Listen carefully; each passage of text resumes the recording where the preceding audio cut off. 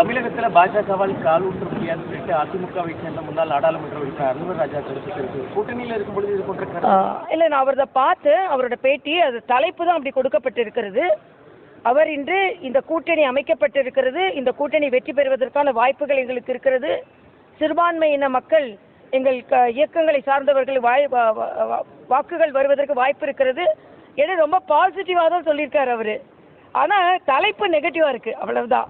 அதனால அவர் அதை நான் பாசிட்டிவாக எடுத்துக்கிறேன், அவ்வளவுதான். ஏன்னா பாசிட்டிவாக தான் நடக்க போகுது, பாசிட்டிவாக எடுத்துக்கிறேன். இது மாதிரி சில கருத்துக்கள், சலசலப்புகள், ஒரு சின்ன வார்த்தையை வச்சு குழப்பங்கள் ஏற்படுத்துவதற்கு வாய்ப்புகள் அதிகமாக இருக்கிறது. ஆனால் நாங்கள் குழம்ப மாட்டோம். ஏன்னா குழம்பிய குட்டையில் தாமரை வேணா வளரும், யாரும் வேற எதுவும் பிடிச்சிட முடியாது. சிறுபான்மையினுடைய வாக்குகள் குறையும் அப்படின்னு சொல்லி இல்லை, அவரு சிறுபான்மையான வாக்குகள் கிடைப்பதற்கு வாய்ப்பு இருக்கிறது, சில யதார்த்தமான உண்மைகளை நான் சொல்றேன் அப்படின்னு சொல்றாரு. அதனால இதுல இந்த கூட்டணி தான் வெற்றி பெறும், இந்த கூட்டணி வெற்றி பெறுவதற்கு வாய்ப்பு இருக்கிறது என்று அவர் சொன்ன பாசிட்டிவான திங்ஸ் மட்டும் நான் எடுத்துக்கிறேன். அதுதான் சரியாக இருக்கும் என்பது எனது கருத்து.